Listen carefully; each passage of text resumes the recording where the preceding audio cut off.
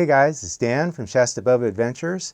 I just got back from my first overnight backpacking trip of the season, and it's only mid-April, so I thought this would be a great opportunity for me to share with you my shoulder season gear loadout and show you what is different from shoulder season to the main backpacking season, and just share everything with you as I unpack it. Okay, so let's just go from toe to head. And the first thing to talk about is my brand new shoes. These are the Hoka One One Speedgoat 4. And I'm going to be coming out with a review real soon after I've had a chance to use these a little bit more. First glance though, I'm liking them a lot. And I can't wait to tell you in more detail what that's all about. For socks, I also have new socks. In fact, a lot of the little stuff here is new, and I plan to do videos on all of it to go into more detail. These are the Cloudline socks from Garage Grown Gear. Just got a few pairs of these, and so far I'm a big fan. They are working really well for me. More on those later. This is the light cushion version, by the way. And the hiking poles that I use are the Alpine Carbon Cork from Black Diamond. Very light, very useful. They tend to be a little more expensive than average, but for me they're way worth it for all the benefits of them. Gaiters, I have Mountain Hardwear gaiters to keep the dirt out of my low hikers. Patagonia silk weight boxers have worked great for me, very quick drying.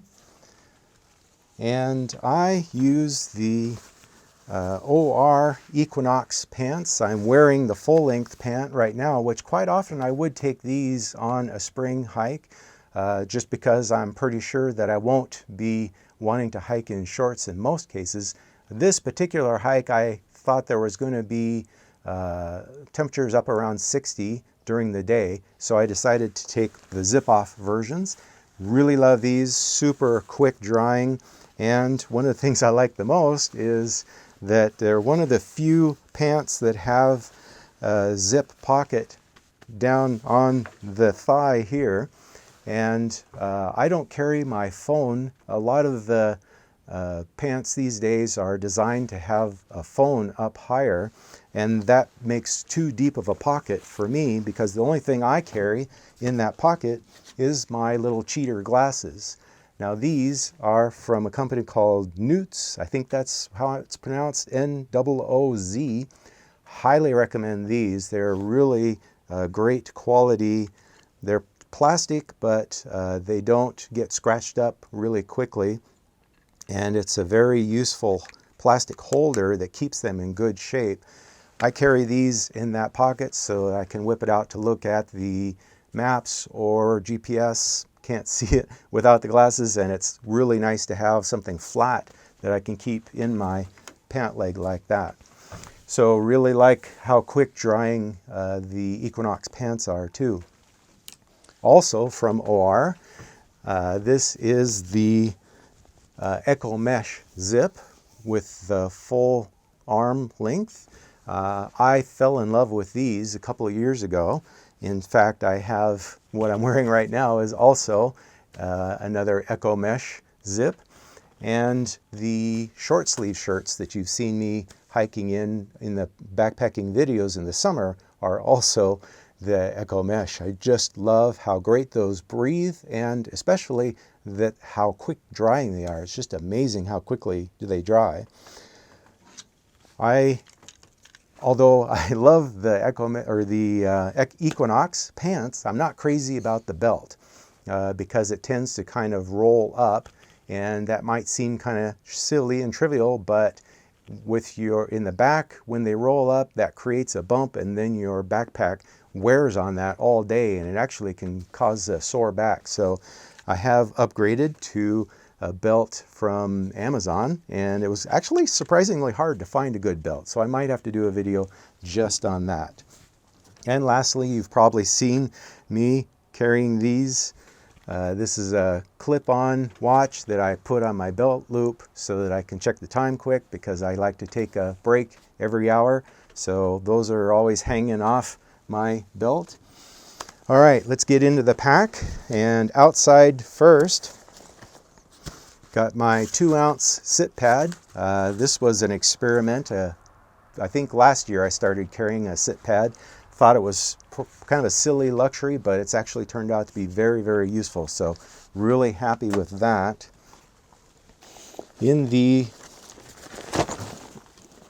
Actually, I should talk about the pack first, right?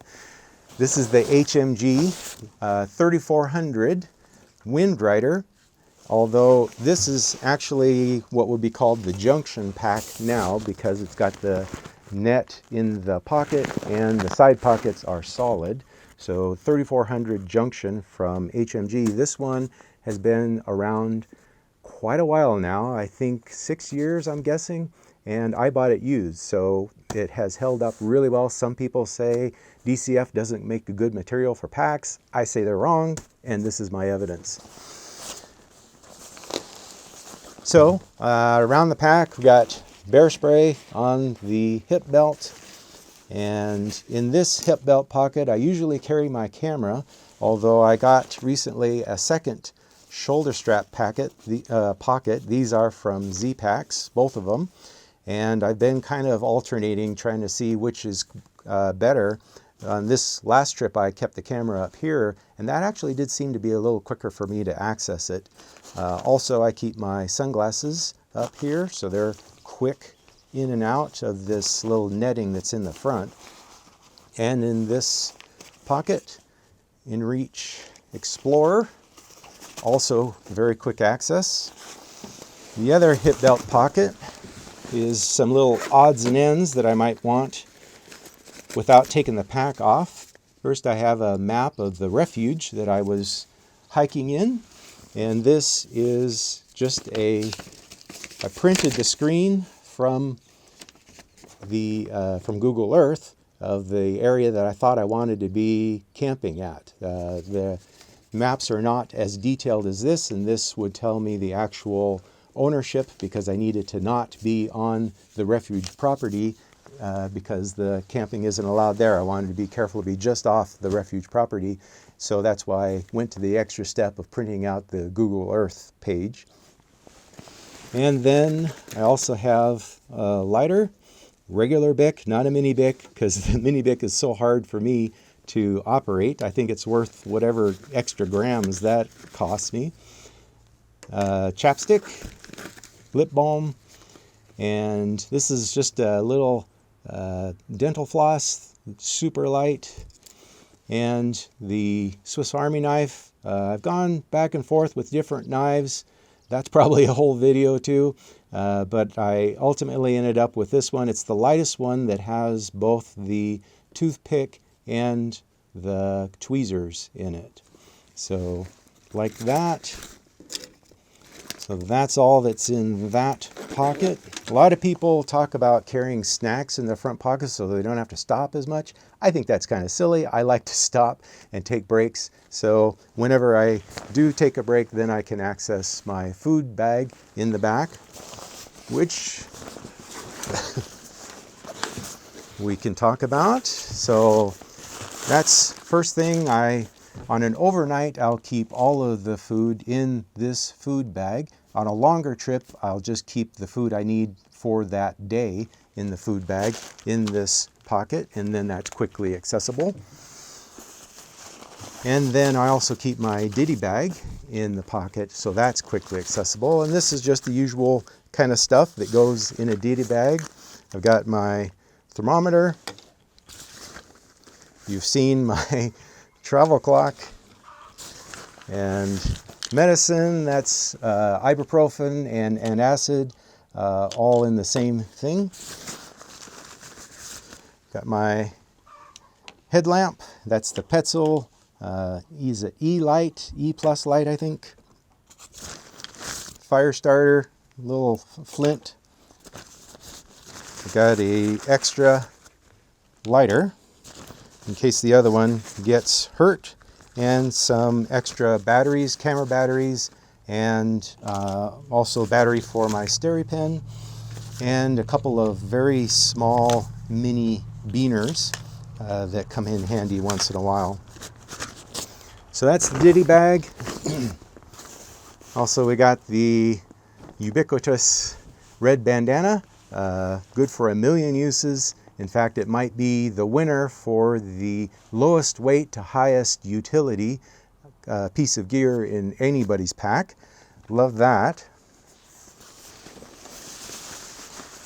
This is my Mont Bell wind shirt, and I plan on doing a long-term review of this because I also think this is a runner-up to the bandana for weight to usefulness ratio. I love that thing. Comes in handy in a lot of circumstances. I always thought a wind shirt had to be the stupidest thing to be in anybody's pack until I tried using it and found out all of the situations that it was great for. Pack towel. Incidentally, a lot of times what I'll do at the end of the evening, I find that if I do a quick sponge bath, I sleep better. So I will use the bandana, get that completely wet, sponge bath, and then use the pack towel to dry off. So that works great. Sunscreen, TP, and Glide for chafing. Now, I will let you know that I'm going to be experimenting with using a bidet this year, so we'll let you know how that works out. And fleece gloves. And I always keep my SteriPen down on the right side of the pouch so I know exactly where to find that in a pinch. I'll confess I had problems again with my SteriPen. That's two major situations that it messed up on me, so I might be exploring alternatives to that. I did have to go back to my Aqua tabs on this last overnight. This is selfie stick. And water bottles, one Nalgene and one, oh, I don't even have it. The other one is blue cap, and I like to have the orange cap and the blue cap because that helps me know the difference. Sometimes I'll want to dip into some water, but I don't want to stop and treat it. So then it helps me to know which one is the dirty water, which one is the clean water to treat later.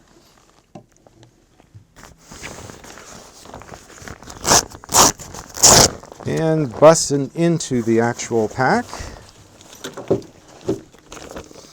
First off, I got my Locust Gear Kufu, and I did take the inner tent. I often do on these shoulder seasons because it helps with, again, more likely to have a longer lasting rain, and so it helps with a splashback. At this moment, it's too early for the mosquitoes, but it's high tick season, so I definitely wanted to take the internet to protect from ticks. And by the way, the internet on the Kufu is 12 ounces, and when I don't take this, I take my Tyvek ground sheet, and that is 6 ounces. So it's not too big of a trade-off to leave the ground sheet and take the inner tent instead. My puffy is Western Mountaineering Flash Jacket. Love this thing.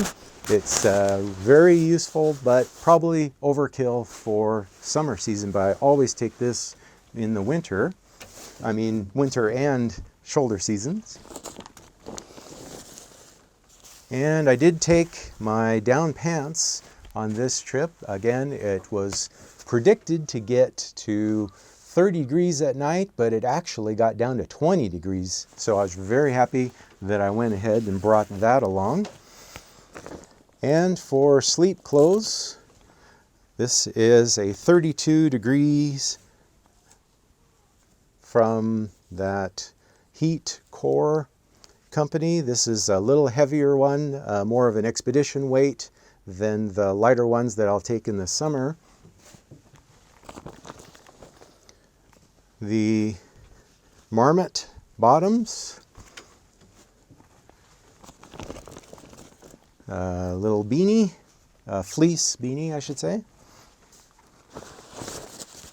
This is my new enlightened equipment visp rain shell. Didn't have to use that on this trip. Thankfully, it didn't rain on me. Z-Packs food bag. Even though I have all my food in that one little ditty bag, I brought this along empty just because it's a much better way to hang the food because it's much solider. If I would have used the DCF food bag as the hang, it would have only been hanging from that string, and I didn't want to risk breaking the string. So I brought that along, threw the food bag in the big food bag, and then that was a much easier hang. This is, I think of this as my gear bag. It's just kind of assorted stuff that doesn't fit anywhere else, but is small enough that I don't want it to get lost in the pack. And so we've got the hang rope and my long-handled titanium spoon, some extra cordage, that's from HMG. These are bags for picking up dog poop, but I use them for, instead of bread bags, if I have to put wet shoes back on. And I also carry, this is just 2 pens and some notebook paper for journaling if I want to write some details down so I don't forget them. And in the bottom of that there's an ace bandage in case of getting a sprained ankle, which thankfully I haven't had to use. All right, get that over there. This is my clothing bag with extra clothing, and this is a Patagonia Capeline balaclava. Wonderful little 1 ounce insurance against a cold night. And I keep my night socks that I only use for sleeping in. If it was a longer trip, then I would have, like this, my extra shirt. I always take an extra pair of hiking socks, an extra shirt, and an extra pair of the Patagonia boxers to change out every other day on a longer trip. And then I can do laundry on what I'm not wearing. So in this case, I did go ahead and take the, and this, by the way, is what I was talking about, the OR Echo Mesh short sleeve shirt, just in case it got sunny enough that I could have hiked in a short sleeve shirt. It didn't actually get that warm, so I didn't use that.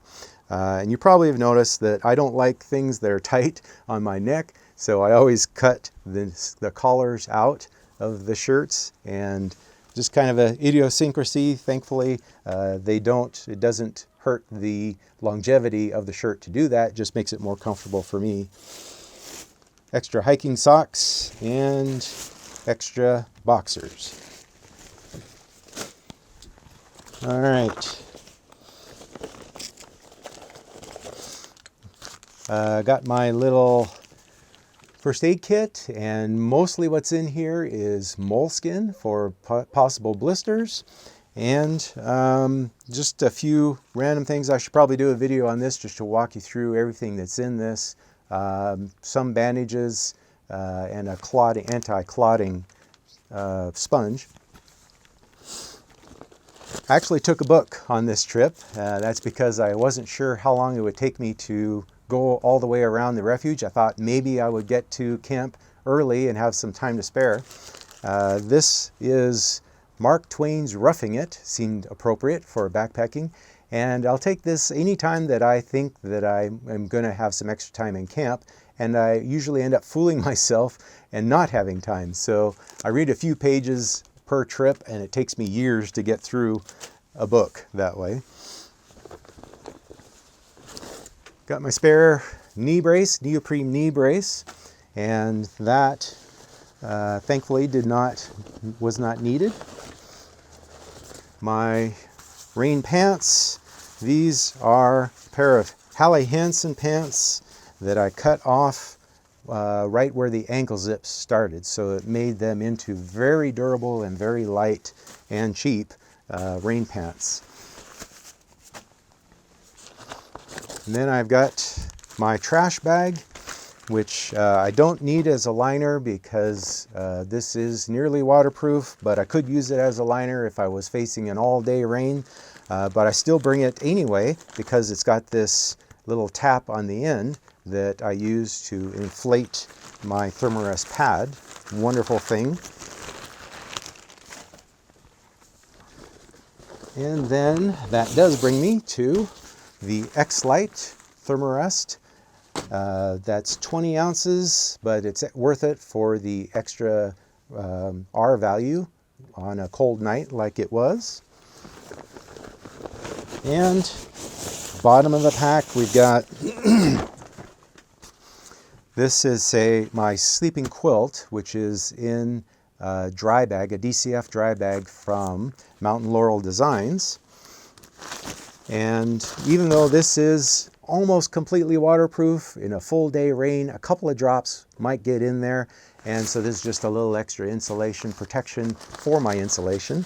It's just so I don't have a cold, wet spot in the sleeping quilt, which is an Enlighten Equipment 10-degree Enigma. I really have loved this quilt, but it's getting near the end of its usefulness. And so I actually have a new one on order. Can't wait to tell you all about that when it comes in. And in the very bottom, I've got my Goose Feet Gear down pillow. Love this thing. It's worth every ounce for the extra comfort. It's got a little sleeve in the back, and I put the XLite X pillow from Climate, X pillow in there. Inflate that, and then I have down against my face, but I have the loft of a full pillow. Okay, I think that's everything. Total pack weight for this trip was 26 pounds, but 3 pounds of that were extra camera gear. So base pack weight would probably be around 15 or 16 pounds. Actually, I'm going to say 16. Some stuff I wouldn't normally take. But since this was so early, I was a little extra careful. So what do I change out in the summer season? Well, it's not much. It's the XTherm. I said that wrong. The XTherm, I would switch to the XLite. The puffy, I would go with a lighter puffy. And also, I would not bring the down pants. So the Marmot Polypro bottom would be plenty in the summer season. So, okay, if you got any questions, leave them in the comments below. Thanks for watching, and I'll see you next time. Take care.